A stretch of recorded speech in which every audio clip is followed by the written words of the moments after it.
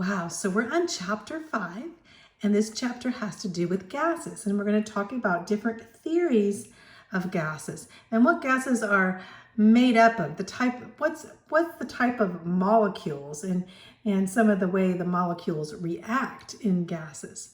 So going on here, we're going to talk about these key symbols here. So Ke being kinetic energy. All gas has kinetic energy, which has to do with velocity and pressure. Velocity has to do with speed, right? The speed of the molecules. Pascal is going to be a symbol that we use, a SI symbol for pressure. Just think of P, Pascal, pressure. Then millimeters of mercury is another measurement for pressure, and so is ATM, atmosphere. That's a measurement for pressure. Volume is volume, and this little sign, I always wonder what that little sign is. It looks like a half circle and then like a semicircle. That means proportional to. So if you ever see that in science. T is temperature. STP, you need to know what this is. This will be a test question. It means standard, temperature, and pressure. So when you're measuring something, you make sure you have standard temperature and pressure. N is the number of moles. And R is going to be this number, ideal gas constant. So this is going to be a number, ideal, remember, ideal gas constant that we can use when we're calculating out the theories for gas. And so on to P being partial pressure. So here we have a big P for pressure and a little p for partial pressure. So, partial pressure means just part of a pressure, but we'll get into that in a little bit. So we're talking about gases. So a few things that they talk about here, first of all, is the kinetic theory of gas. So let's talk about the kinetic theory of gas. But first of all, what are gases? Well, when we think of gases, we think of the air we breathe. And we know that they're a homogeneous mixture. That means there's mixtures of gases in our air, like oxygen and nitrogen. Those are main gases, but there's also minuscule little gases in besides oxygen and nitrogen. And these gases, they diffuse, or diffuse means mix. They mix rapidly. We're going to talk about diffusion a little bit later. And then gases have mass, and gases can be readily compressed into certain molecules. You can compress a gas, as you remember. You can't easily compress a solid or a liquid, but a gas you can compress quite a bit because the molecules are so far apart.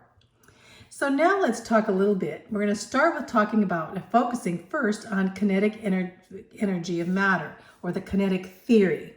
And so there are certain rules here that we're going to talk about. The kinetic theory of matter is also known as the kinetic molecular theory. And so let's go over some of these rules here. So I'm going to have you look at my notes as I kind of abbreviated these rules. Right there. Can you see them? Right there. Okay, these rules, still I'm not really good. There we go. Maybe we'll get this right here. Kinetic theory of matter. First of all, gas molecules are in constant rapid motion, and they move in straight lines.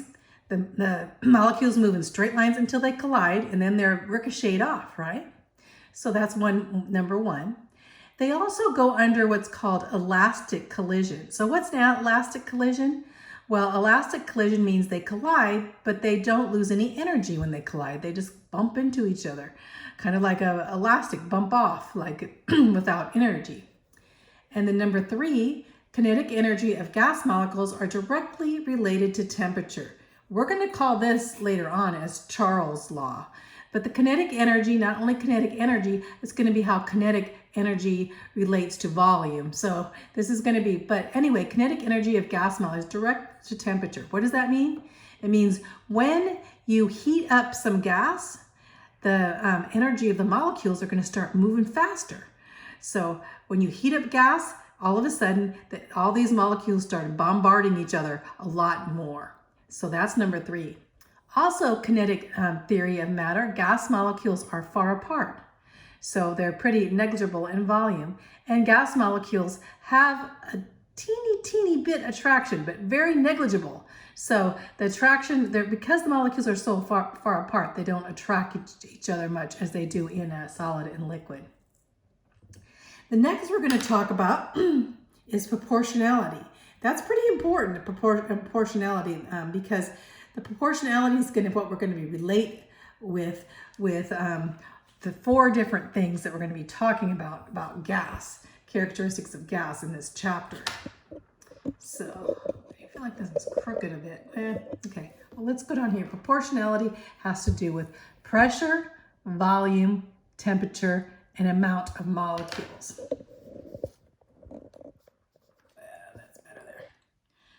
Okay, and so we're going to relate these to, like if you're relating pressure to volume, pressure or volume, you'll find it's going to be inverse, related inversely to each other. And then in direct proportion, temperature, and we'll talk about this, like say, take temperature. If you take temperature and you relate it to kinetic energy, temperature is going to go up, then the kinetic energy goes up. So temperature and volume and the amount of molecules. And we're going to have laws for these, so we're going to get into that in just a little bit. And then as we go, of course I'm moving it too much, direct proportion. So there's 2 types of proportion. There's a direct proportion and there's an inverse proportion. A direct proportion means a change in one of these variables brings similar changes in the other variable. So if one variable is getting higher or going up in amount, the other variable is going to go up in amount too. That's direct. So you look at this and it'd be the formula, you should say, I call them a formula, x equal ky. So that's a direct proportional. K just means constant. It's a constant number. So x equal ky is a direct proportion. But you can change this if you want to just find k, you can change this to k equals x over y. So if y triples, then x is going to triple. If y is half, then x is going to half. It's good. Basically, the one is going to move up just the same as the other. And then there's the inverse proportion. That's a change in one variable that brings an inverse opposite change in the other variable. They call this reciprocal. Reciprocal means basically a fraction that's the opposite, so in the other variable. So let's look at this here. Let me move it up just a tinge here. So we have x equal k over 1y. So instead, remember the direct proportion is just x equal ky. That's a direct. Now x equal k over the inverse, which is a reciprocal, k 1y. Or you can try to find for k and move this 1y on this side, so you have x, y equal k. So k is the constant. And so basically if you look at this x and y, so if x is going up on in this problem, then y is going to have to go down because the multiples have to equal k. So if x is going up, y is going to go down. That's the inverse. See how the difference of this one is k equal x over y. That means if x is going up, then y is going to have to go up. So that's direct and inverse. So you're going to need to know those. You might have to recognize them. Well, let's recognize them right now. So this is a short, 5.1 is very short. This is actually the end of 5.1. And so let's look at some of the questions. So we'll look at the questions right here. See if I can move this up so you can see the questions. Well, that's as far as I can move them up. So let's kind of go down. Here's the question. State the postulate of kinetic theory. State the postulates of kinetic. Well, we went over those 4 postulates, that gas molecules are constant and rapid motion, they have elastic collisions, and they're directly related to temperature, they're negligible in volume and in attraction. So you can look at those. What term refers to the gas that exactly obeys the assumptions of kinetic theory? I didn't go over that, but basically there is, you have an ideal gas, and that's the gas, it's ideal, and it works for all of our theories, and it exactly obeys the kinetic theory. But then you have real gases, and real gases do not perfectly obey all of these things. They do have volume, and some of them have attractions more than others. So when we're talking about chemistry, we're going to talk about the ideal gas, the one that fits perfect. We're not going to go into the real gases because some of the real gases may differ from our theories. So that's the difference. So what term refers to a gas that exactly obeys the assumptions of the kinetic theory? It's called an ideal gas, right? Okay. So let's go on to the next question now. This is the question we're going to deal with right now. So I have this on my paper so you can see it right here. So basically we have to look at these and see if they're direct or indirect. And we look at the K. How is the K? The K is how we can find out what they relate to. So right now, K is just our constant. So if we say C equals KD, so we know if C is going up, then D is going up. That's direct. Remember that proportionality. Let's look up here at the proportionality right here. The equation, you can look right up here. So X equal KY right here. That's the same as that. If you had an X and a Y over here, so it's similar to that. That's the direct proportion. Now the next one down here is A equals K over B. Okay, that's what we have here. We have X equals, and it's K over Y, so K over B would be inverse. You see what the K is. So the next one is PV equal K.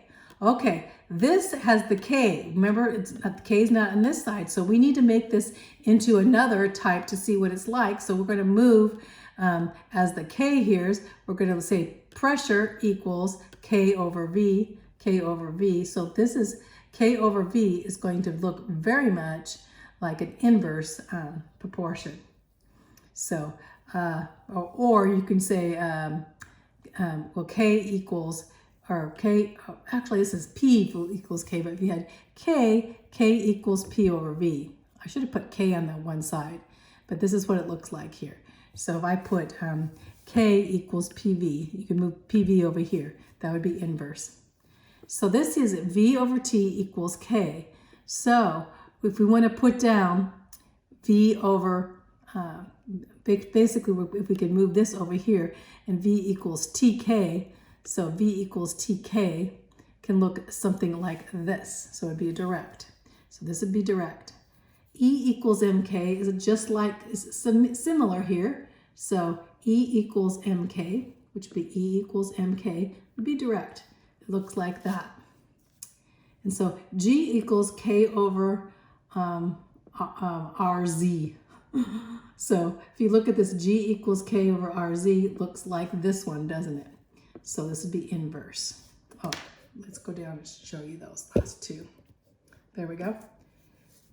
G equals K over, and so you see the G and the K, how they relate to each other, the G and the RZ, that would be inverse. It's actually an inverse square. It's not RZ, it's R2.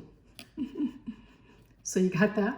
So that would be inverse. So I hope you understand this. It's kind of hard, you know, we've got some algebra going here, so, but we just know, we look up here and see if which one of these it matches up here. And so like this E equals MK looks very much like E equals, or X equals KY, looks exactly. So that would be direct. So you see how this, and it's kind of weird because a lot of different theories in science have inverse square. So this is like an inverse square. An inverse square would be inverse. So just go through those in your mind. You might want to have some of these tests in the test. So C equals KD is a direct because that looks just like it. And A equals K over B would be inverse. Those look just like the other two. PV equals K, we had to put one of these on the other side. So we have P equals K over V because we want K on one side with the other relating to that. So here we have K, this would be inverse. We had to change this around. And this one, of course, put T over this side. So we have V equals TK. See, algebra, you put it on this side, that's direct. E equals MK, it's a direct. So, and this is an inverse square. Okay, that's it for this part of the chapter.